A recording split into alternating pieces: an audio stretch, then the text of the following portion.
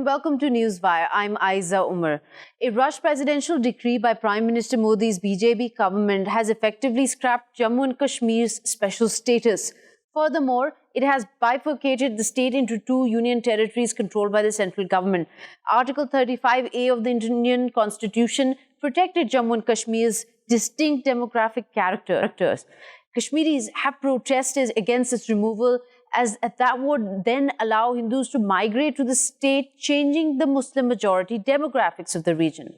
Now, because Kashmir has been under governor's rule since June 2018, since BJP pulled out of the coalition with People's Democratic Party, this presidential decree came without any consultation with Jammu and Kashmir's people or its leadership, who are now under house arrest on orders of the Indian government. We will be talking to an excellent lineup of guests who will be shedding light into what this move really means, and especially the latest development where we have information that India's lower house of parliament is all set to ratify a bill that would essentially further downgrade the governance of Indian administered Kashmir by bifurcating Jammu and Kashmir from a state into two union territories. Now, before we get into the details, let me introduce our guests who will be joining us today to talk about it. We have with us from the Islamabad studios, Advocate Parvez Ahmad. He is the executive member, All Parties Raised Conference, Indian Occupied Jammu and Kashmir, and also has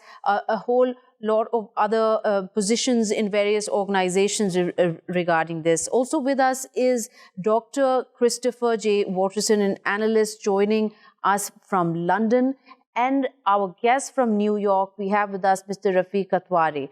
But I'll start with you here, Dr. Christopher. This development as of Monday, it is not just causing an uproar within India itself, and of course in Kashmir, which is in complete lockdown. There's absolutely no internet or mobile services access. It's very hard to get in touch with journalists on the ground, but from what reports we are seeing on social media, this situation is building up. Let me just start off with getting your point of view on why the BJP government would make such a move, knowing the kind of repercussions it would have. I think from the perspective of the BJP, the revocation of 370 is predominantly an internal move. So it's a very popular move with Modi's base, which gives him additional political clout at home. It's an attempt to undercut separatist elements that are active in the region. But more cynical observers have also suggested that this could be part of a long-term strategy by the BJP to effectively Hinduize Jammu and Kashmir by allowing greater freedom of settlement in the region to other Indian citizens. This would dilute the separatist and Islamic demographics in Jammu and Kashmir, which would undermine local support for the 30-year insurgency. But it would also undermine Pakistan's claims to Jammu and Kashmir, which have historically rested on the region's Muslim majority status. So I think that the BJP is really just trying to score these political victories at home whilst mitigating any international fallout. But Dr. Christopher, the whole argument that India always had, that this is our part of our country, it belongs to us. The Kashmiris within Jammu and Kashmir, they get an equal voice, a say.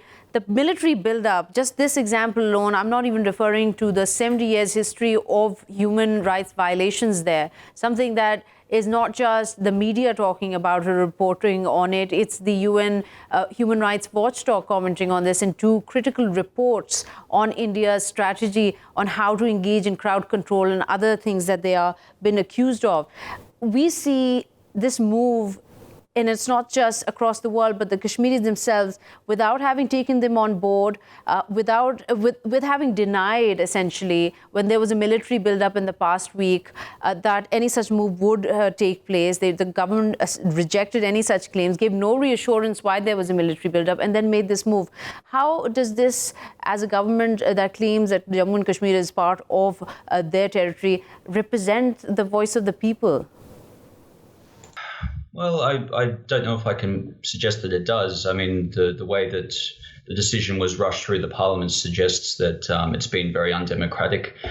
And in particular, the sort of draconian measures that the BJP has taken in step with this legal move, notably blocking telecommunications, instituting a curfew, suggest that they were very aware that this move wouldn't be popular on the ground. So I don't know if I could support the claim that this would sort of reflect the wants and needs of Jammu and Kashmir writ large.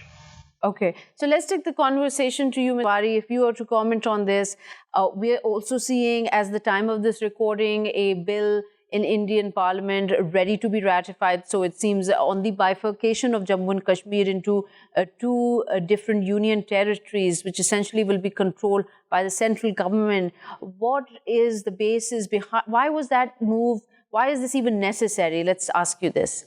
I think they deem it necessary so that it will give them additional control over the state. Okay? What it does is it basically neutralizes their own sycophants that have been keeping the state quiet for them for the past 70 years or so. Mm-hmm. I just want to comment on Watterson's remark about Hinduization, and that's in line with what they want to do. That's their broader strategy. Mm-hmm. Before I go there, I have some talking points that I'm going to refer to. The Article 370 was a tunnel through which Indian laws were applied to the Valley of Kashmir or to Jammu and Kashmir, and 35A, Article 35A, prevented Indians, non-Kashmiris, to buy land in Kashmir. Now that will change. This is the broader strategy of Hinduization is yet to come. There are two strategic instruments that are being made, that are being created. Mm-hmm. One is the National Register for Citizenship, which is aimed primarily at non-Hindus, right, and Muslims. In order to get on that register, will have to prove their bona fides, even if they draw their ancestry from 711, from the 7th century, from the times of Muhammad bin Qasim. Mm-hmm. The other draconian law that is being rushed through Parliament is called the SCOS, which is the Special the Unlawful Activities Prevention Act. It's so broad in its definition of terror that if I was reading Fanon in Kashmir or in Delhi, I could be arrested. If I was reading Marx or the Red Book of Mao, I could be arrested. An imam saying a khutbah in a mosque and praying to Allah to Humko Azadi De could be arrested as a terrorist. So the scope of that law is you talk about draconian laws. It's as draconian as they get.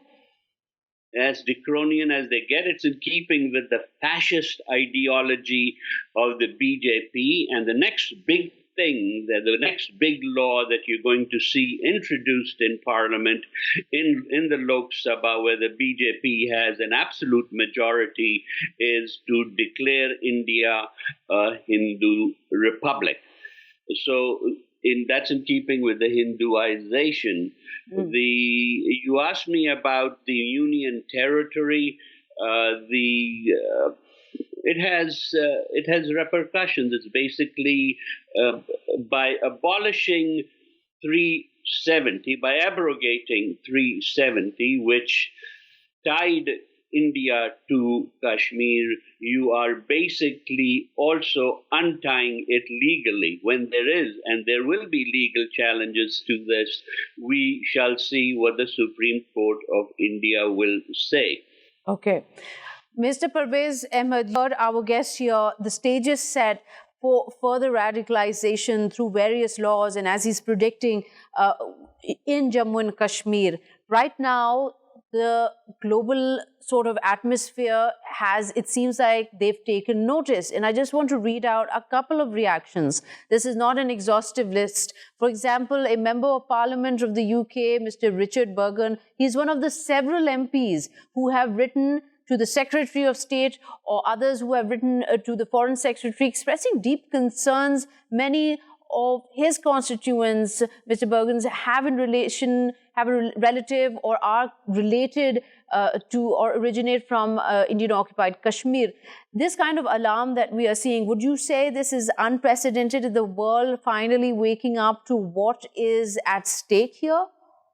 I don't think that world conscience has awakened, because nothing is known to the world what is happening in Indian-occupied Kashmir today, because almost all the telephone lines have been disconnected, and as per I'm the son of the soil, and from the different resources, what the information we have, All Parties Hurriyat Conference has in Islamabad. So far in South Kashmir, more than 100 people have been killed so far, and in other areas, it has not been possible for us to gather the information. So the response is not so much what we are expecting from the international community. So international community should see it is not the first time what is going on in Indian-occupied Kashmir for the last 30 years. But Mr. Ahmad, tell us a little more of what the situation, what the information you are getting. You mentioned 100 people have so far been killed in South Kashmir. Tell us a little about where these incidents have taken place and what kind of, are these search and cordon operations that have resulted, or are there protests on the streets where unarmed civilians are being attacked by security officials? No, you see, we were expecting that Government of India, when they have started to beef up their security in Indian-occupied Jammu and Kashmir, for the last 1 week, we were expecting that something is going to happen in Jammu and Kashmir. People were collecting petrol, rations, medicines. You might have watched it from the different TV channels. So we were expecting that something wrong is going to happen. But once the announcement was made by Government of India, by Amit Shah in the Lok Sabha, people came out on the streets and they protested against the Indian occupation as well as the abrogation of this Article 37. They were unarmed, and the brutal force was used by the Indian forces, and there were mass killings, and hundreds and thousands of people were killed and injured. This is the information from one area, because from other areas we don't have so far what is going on in their area. So the situation is very much volatile in Indian-occupied Jammu and Kashmir. So in Indian-occupied Jammu and Kashmir, you can expect that there will be more and more killings, because until and unless they will make it absolutely calm, they will keep on killing, because India is in the habit of killing the people if they resist against the Indian occupation. Dr. Watterson, let's come to you here. This is what I was talking about in terms of Mr. Ahmad doesn't think that this is an unprecedented sort of the response from the world. The world's conscience had never really been much to sort of, take heed to what is happening here. But again, let me read another member of parliament of the UK's member of parliament, Andrew Griffith. He wrote to the foreign secretary saying that his community is very concerned also over the Indian government to revoke moves to revoke Article 370. And he mentions in this letter that many residents of Kashmiri origin are in his constituency and they cannot reach friends and family in the region. And additionally, he says there is, of course, a human rights violation history here. 10,000 additional troops have been sent. Now, the very fact that political leadership is behind bars or are in house arrest in Jammu and Kashmir, and there is absolutely no access to people there. Isn't this going to trigger some kind of world response where if we are going to find out 10 days from now that people in thousands have been killed, won't it be too late? Well, I mean, we haven't got that information yet. If that comes to light that there have been some sort of gross human violations that are sort of unprecedented in the region, then I would expect a commensurate response from the international community. But I do agree with the earlier sentiments that the response so far has been not unprecedented. I mean, this insurgency has been going on for 30-some years now. I think that the international leaders will often issue sort of softly worded statements that sort of decry human rights violations when they happen in Jammu and Kashmir. But I don't think that they'll, unless there's, again, something that's drastic and unprecedented, I don't think that that'll move forward to solid political action, because for many states, including the UK, the political and economic relationship with India is too valuable to take a principled stand on Jammu and Kashmir, for better or for worse. So, Dr. Watterson, do you think that there's a possibility that the U.S. troop withdrawal and peace talks can get affected by the situation unfolding here in Kashmir, and how Pakistan will obviously is affected by what's happening in Kashmir? It's given strong statements condemning this move by India, and of course having a complete lockdown there in Indian-occupied Kashmir. Potentially. I do think that this can have an impact on the sort of the ongoing peace talks in Afghanistan. Obviously, the US needs Pakistan's support to facilitate the peace talks with the Taliban and to ultimately allow the withdrawal of US troops from Afghanistan. And that's become particularly important for the Trump administration, which is trying to facilitate a US withdrawal before the upcoming presidential election. So I think with the recent unrest in Kashmir, Pakistan is likely going to be more willing to play this card. And what I mean by that is Pakistan can threaten to drag its heels in facilitating peace with the Taliban if the US cannot offer some type of concession in Kashmir. Now, what this concession might be, I don't know. Trump offered a sort of a half-hearted offer to mediate the dispute, and India summarily rejected it. So I don't know. What the US could offer in this sense. Okay. So, Mr. Kathwari, coming back to the opposition has been very vocal about this move. And even now, tweets and statements are coming out. Rahul Gandhi, senior Congress party leader, he says national integration isn't furthered by unilaterally tearing apart Jammu and Kashmir, imprisoning elected representatives, and violation of our constitution. This nation is made by its people and not plots of land. This abuse of executive power has grave implications for our national security. Mr. Kathwari, when you hear senior leadership in the opposition say statements like this, what is your reaction to it? My reaction is that both the Congress and the BJP have perpetuated the Kashmir issue for 70 years. Nehru jailed Sheikh Abdullah for 18 years and started the process of putting in sycophants going back to Bakshi Ghulam Muhammad, who introduced corruption to Kashmir, and all the way down to the children of Sheikh Abdullah. Just as India and Pakistan have perpetuated the Kashmir issue, the journalists in India are complicit.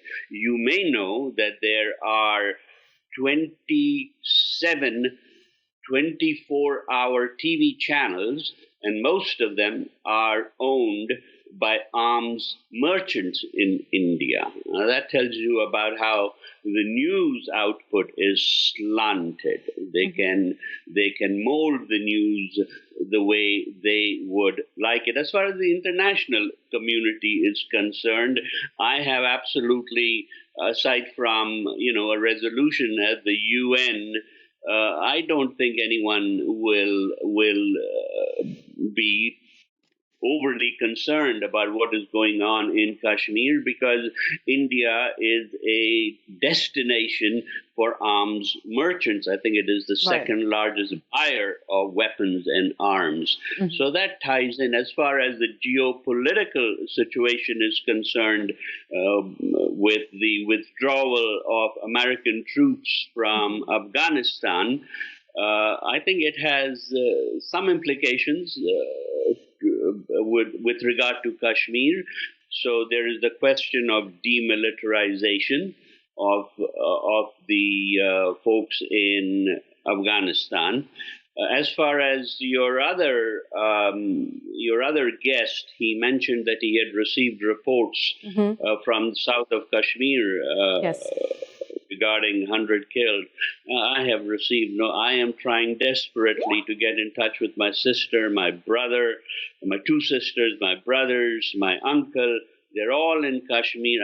We have no idea what's going on there, when the lid from the pressure cooker will be lifted, what is going to happen, because the young men and women of Kashmir today are very different from their parents who were shopkeepers. So you have to understand that it's a very volatile situation.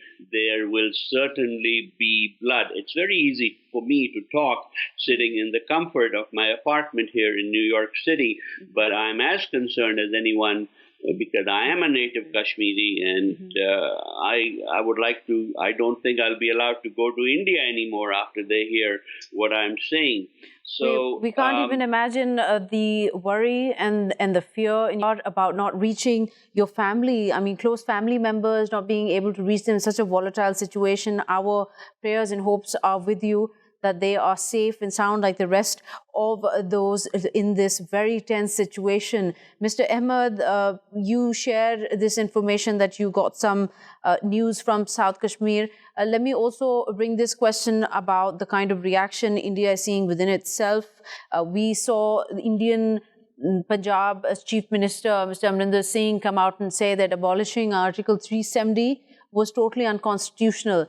And he also went on and said that the demographic fabric of the nation has been ripped apart with the unprecedented violation of the constitutional norms. However, I want to highlight something that he mentioned here. An important thing, at least in my perspective, is that he said a precedent had been set. A precedent that India definitely doesn't want to take on, considering that Jammu and Kashmir is not the only state that has an active uprising and indigenous movement that wants to break away from India. This is pretty much what he's implied, but he said specifically a precedent has been set. And that is essentially that the center could reorganize any state in the country by simply imposing president's rule. What do you think of this statement coming out from the Chief Minister of Indian Punjab? I want to just bring one thing into the notice of the viewers. This Article 370 was incorporated into the Indian Constitution after there was a Delhi Agreement. So there was an agreement and between the two Delhi and the leadership of Jammu and Kashmir, number one.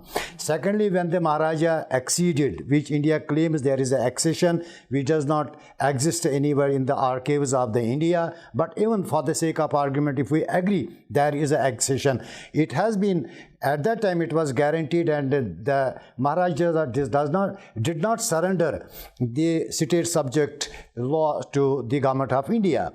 So what I mean to say that there was the agreement is between the two states, because Jammu and Kashmir was a sovereign state at that time. It was not in the British India. It was a princely state. So once the agreement was made between India and the Jammu and Kashmir, it was between two sovereign states. So if a state unilaterally violates an agreement or withdraws from it, a promise that it has made to another state, so the basic agreement and the relations come back to the original position. So what is our point here? That if the government of India did not honor that agreement which he has signed with the Maharaja at that time, so it means that now they have become the occupiers as per the international law, because they have not honored what they agreed with the Maharaja, what they have agreed, reiterated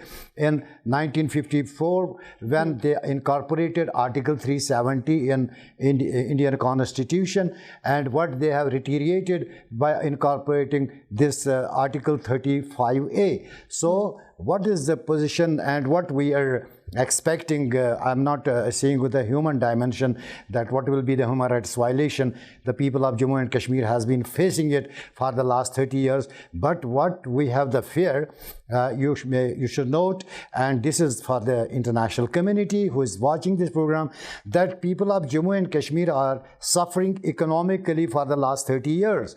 Yep. And the people were forced by the circumstances to approach different banks for the loans.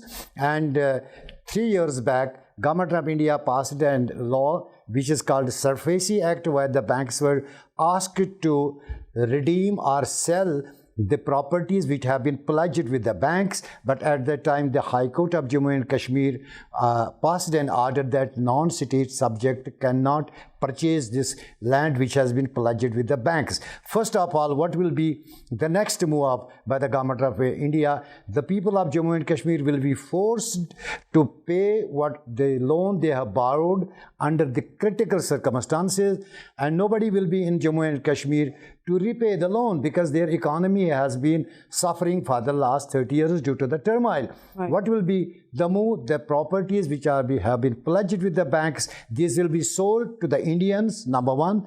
Secondly, what will be its impact? You see, they have made it a union territory by design, because a Lieutenant General will be governing now, a Lieutenant Governor, will be governing to the state of Jammu and Kashmir, which is a union territory now. He will be authorized. The local assembly, we have 2 union territories which have the assemblies, that is Delhi and Pondicherry. And these state legislative assemblies have the just role of a municipal corporation. Okay. The real powers will be with the Lieutenant Governor. Right. He will be all powerful. He will acquire the land, because right to property is no more a fundamental right. He will acquire the property, they will make the industrial zones, they will settle those Sharnarthis and others. This is what we fear, because they are going to change the democracy, and it will ultimately affect the United Nations resolutions if tomorrow international community asks the people of Jammu and Kashmir or allows them to exercise right to self-determination. The question will be, who will cast the vote for India or Pakistan, because the demography would have been changed. Absolutely. That's a very, very good point here. Let me also very quickly, since we're running out of time, Mr. Ahmad, let me play this video for our viewers where Sikhs for Justice, a human rights advocacy group, it reaches out to Sikh soldiers deployed in Indian-occupied Kashmir right now, reminding them of their rights to refuse service on the basis of not wanting to take part in a genocide, which, according to this advocacy group, there is going to be or is being conducted in Indian-occupied Kashmir. Let me just play this for you now. We have all heard the voice of Chinar Corps Commander K.S. Dillon, the commander, the Lieutenant General of the Indian Army, who has given a call for the genocide of the Muslims in Kashmir. But this is our call to the Sikh soldiers, that you can refuse to perform military service. You should refuse to go and act against the innocent Muslims. You should refuse to do the genocide of the Muslims, because this is against the international law. You should invoke the law of conscientious objector, which comes under Article 18 of the International Covenant on Civil and Political Rights. Sikhs for Justice, an advocacy group there, reaching out to all those deployed right now as paramilitary forces in Indian-occupied Kashmir. A very strong message indeed being given there. We've come to a point of the show where we've running out of time and have to take a quick break. But I just want to thank all of you for taking out your time and speaking to us, Dr. Watterson, Mr. Kathwari and Mr. Ahmad. And with that, the situation as it evolves, we will keep you updated. But right now, we will take a quick short break and be right back.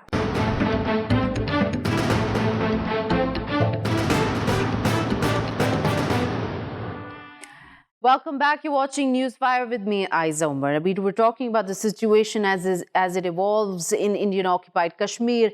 And right in that neighborhood, there's another possible progress at least being made in this way, we can look at it, and that is in Afghanistan, as the 8th round of peace talks have been called. An excellent progress has been made by the Washington's envoy to Afghanistan, Mr. Zalmay Khalilzad, he tweeted earlier on that a lot of progress has been made. Also, the NATO chief has come out, Mr. Stoltenberg has come out and said that there is definitely improvement and this is looking towards the way forward. Whether or not there is any progress made on the real issues and what those real issues are, just a month away from presidential elections, which are about to be held in Afghanistan, we will be finding out from our guests who would like to introduce. We have us from London, Mr. Graeme Smith, a consultant for the International Crisis Group. And Mr. Smith has spent 9 years in Afghanistan also, and also is the author of a best-selling book about the war, which is called The Dogs Are Eating Them Now, Our War in Afghanistan. Also on the other side, we have from Kabul, political and legal affairs researcher, Mr. Ehsan Qaane, who is also joining us in this discussion. I want to start with you, Mr. Smith. There is a lot of positive comments coming out from all those involved in these peace talks between the US and the Taliban in Qatar, that progress has been made. Do you feel that that holds true? Do we have enough information on this? Or is this the typical rhetoric we see every time a round of talks concludes? Well, I have to say this is not the typical thing in Afghanistan. The story in Afghanistan over the last dozen years or so has been escalating violence. Every single year, more Afghans are killed. And terribly, tragically, it makes the job of someone like me as an analyst incredibly easy, because every year you just say new record-breaking levels of violence, more civilians being killed. This year is something completely different. We actually see the violence slowing down just a little bit in the first months of 2019. And here we are with the United States on the brink of making some kind of an initial peace agreement with the Taliban, the main party that's fighting in Afghanistan. So, there's a lot of hope. This holds out the possibility of ending the largest armed conflict in the world. It's bigger than the war in Syria. It's bigger than Iraq. It's bigger than Yemen. So this is tremendously exciting. Now, it's very risky, but it is very exciting. Okay. So you have a very positive view on this. Let's get Mr. Qaane's point of view. Do you see the progress that Mr. Zalmay Khalilzad is talking about, that Mr. Stoltenberg is talking about, the NATO chief? Do you see that happening this time round is different, the 8th round of talks? I think what we already have on the plate is a situation that we have not been at this position at all in the last 40 years of war. So there is some improvement and positive changes. However, still there is a long way ahead of us. The talk between the U.S. and the Taliban is, I think, the easy part of the peace talks. And the serious talks would be started when the Taliban and government are sitting at the table of negotiation and discussing about the future of Afghanistan. As you know, the talks between the U.S. and the Taliban are mainly on two issues. Of course, they are also important: withdrawal of international troops, which is the condition of Taliban, and also grant from the Taliban should give guarantee that the Afghan soil would not be used against the U.S. Territory by the terrorist group. I think that these two conditions are important, but in reality, when we come to the Afghan conflict, those are just a small part of the complication. And we hope, as the negotiation is going between the U.S. and the Taliban, it should be started soon between the Afghan government and the Taliban. And let's see how it would be happened. Okay. Mr. Smith, coming back to you, there is information from various media reports on these talks. This isn't, of course, yet been confirmed by either side. We have unofficial statements that basically say that an agreement has been reached between the U.S. and the Afghan Taliban on the contentious issue of U.S. troop withdrawal. Do you think that could be a possibility? Do you have any information on this? Yeah, I think that's a strong possibility that some kind of initial understanding might be reached. But, my friend Ehsan in Kabul is absolutely correct that this is the easy part. really getting the Taliban to say we don't want terrorists on Afghan soil. Well, they've been saying that for years. Getting Donald Trump to say, I want to withdraw troops, that's easy. He already has said that he wants to do that. But moving from there to some form of intra-Afghan dialogue, conversation amongst the various Afghan political factions about their shared future together in the country, and even basic things like what kind of political system might be acceptable to the two sides, that is extremely hard and is going to require a lot of patience. I'm glad you mentioned that, because you see the problem as I see it from this side of the border is that any state that is getting the help of a outside party will obviously look at it with, with some distrust at a point where they have that kind of history. I mean, if we just refer to the presidential elections of 2014 in Afghanistan, the way they unfolded, I mean, it was already a pretty dragged out, long affair. And when the results came out, we saw John Kerry, then the Secretary of State, show up and say, no, these are pretty much void. They don't work. This is not correct. And then he appointed two different people for the role. I mean, it sets a precedent. So why should this time be different? Why should it be that easy for them to be able to trust the U.S. again? It absolutely will not be easy. The sides do not trust each other.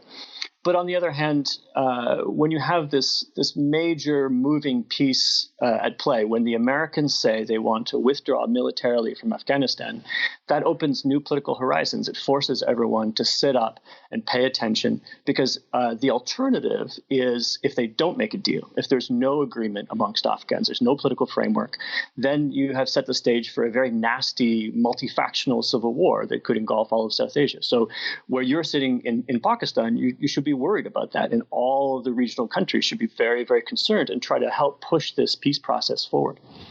Absolutely, and that is something that Prime Minister Imran Khan has been actively involved in trying to move this peace process forward. Coming back to you in Kabul, Ehsan Qaane, trying to understand whether the trust deficit has finally come to a point where it is not an impediment. How do you see it? And also do comment on whether there is any progress in terms of the Taliban and the Afghan government finally agreeing to sit on the same table. About the election, I think the trust between the Afghan government and the other countries involved in the Afghanistan situation as its international partner is one thing, but the other thing is election itself. I think Afghanistan really needs a democratic system. The power should be really shared through a democratic mechanism, which I think election is the best way. And it is also secured and endorsed by the Afghan constitutional law. If you look even to the 2014 presidential election, although there was some problem with the election, which everyone in the country agree on those problems. However, between 4 to 7 million Afghan casted their vote, which means a large part of Afghan is still supporting democratic mechanism like election. Mm-hmm. And if there would be any change in the position of the Taliban towards the election, I believe the Taliban has not believed on election from the first day. So election is not on their to-do list. They are from the basement, they are disagree with the election. And as you have heard that today, the Taliban released a statement and said that they are going to boycott the election and also give order to its own men to disturb the election, right. Which is actually not something new. But it comes at a critical time, Mr. Qaane. I just want to read out, sorry to interrupt you there. I just want to read out, since you're referring to this, I'll come back to you on your comments. What Mr. Qaane is referring to is a statement from the Islamic Emirate, which is the Taliban essentially, regarding the presidential elections. And like he said, it's not something new, but at a time where everyone is doubting that this is progress has been made, it's a positive step and we're moving forward, referring to the 8th round of talks. Well, this is what they are saying. As Afghanistan has been occupied by foreign forces, in all affairs of the country are in their control, including the funding, management, monitoring, and final decision of this process. And as foreign embassies in Kabul frequently interject and give instructions, keeping all this in mind, this election process is nothing more than a ploy to deceive the common people, because all understand the ultimate decision-making power lies with those, and in brackets, foreigners, funding and managing this process and not with the public. And they go on and say that they will be boycotting the presidential elections, that they will be making sure that campaign rallies are targets, and that they can do whatever they can in their power to impediment or impede the progress on the presidential election. Mr. Qaane, when Taliban come out and say this, it really doesn't reflect that well on how far the progress has been made on these peace talks. No, they didn't.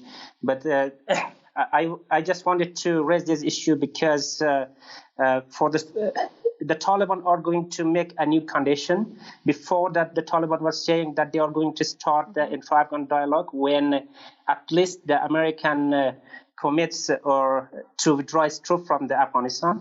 But now they are also giving another condition and bring up election as a new condition and saying, okay, we are getting closer to the peace talk, and election could be somehow, it is reflected to their statement that they are saying that election could be an obstacle in front of the peace talks. I think when the Taliban are making this new condition, it means there are some changes in their position, and it could put the Taliban in a position that the Afghan people who are supporting democracy and human rights values would not trust the Taliban. In the circumstances, we should consider that there is a lack of trust between the Afghans who believe on democracy and human rights and the Taliban and their supporter. So this kind of creating new condition would fuel this lack of trust or mistrust between the Afghans and the Taliban. And there is no guarantee that the Taliban would make another condition in the future.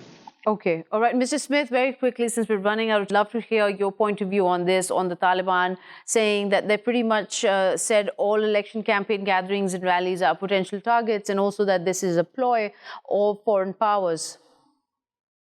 Just to emphasize, this is a fundamentally divided country, and Ehsan is absolutely right. Where he sits in Kabul, there are a lot of people who would prefer the current system as it is set up of electoral democracy, but only 3.6 million Afghans participated in the last parliamentary round last year. That's in a country of about 38 million people. So, when you only have about 1/10 of the country participating in your electoral system, it means there are a lot of people who are outside that system and have to be included in order for the popular will of Afghans to be represented.